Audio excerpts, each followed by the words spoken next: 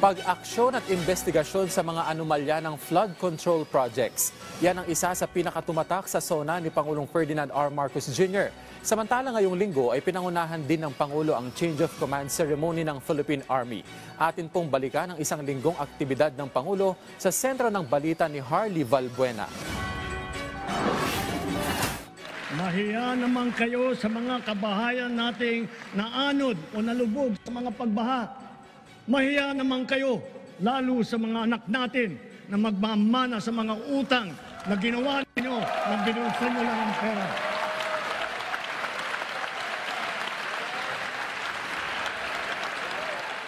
Ito ang pinakatumatak na pahayag ni Pangulong Ferdinand R. Marcos Jr. sa kanyang ika-4 na State of the Nation address. Bunga ito ng kabi-kabilang pagbaha dahil sa magkakasunod na bagyo at habagat na ayon sa Pangulo ay nagpakita ng kapalpakan sa flood control projects, kakibat ng mga pagraket sa proyekto. Hinggil dito, inatasan na ng Pangulo ang Department of Public Works and Highways na magsumite ng listahan ng lahat ng flood control projects.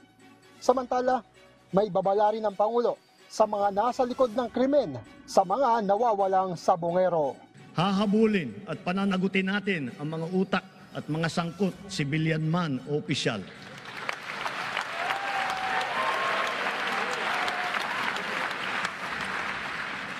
Kahit malakas, mabigat o mayaman, hindi sila mangingibabaw sa batas. Ilan pa sa mga sektor na binigyan ng tuon ng Pangulo sa kanyang SONA ay ang edukasyon, food security, kalusugan, teknolohiya at digitalization, seguridad, foreign relations at soberanya sa West Philippine Sea. Sinaksihan ng Pangulo sa seremonya sa Malacanang ang pag-turnover ng World Bank Group Philippines Country Partnership Framework para sa fiscal years 2025 to 2031.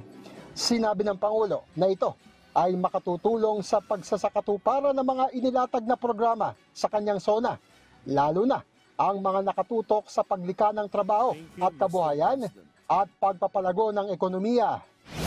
Sa change of command ceremony ng Philippine Army sa Fort Bonifacio, Taguig City, nagbigay pugay ang Commander-in-Chief kay outgoing Philippine Army Chief Lieutenant General Roy Galido kasabay ng paghirang kay Lieutenant General Antonio Nafarrete bilang bagong pinuno ng hukbong katihan ng Pilipinas.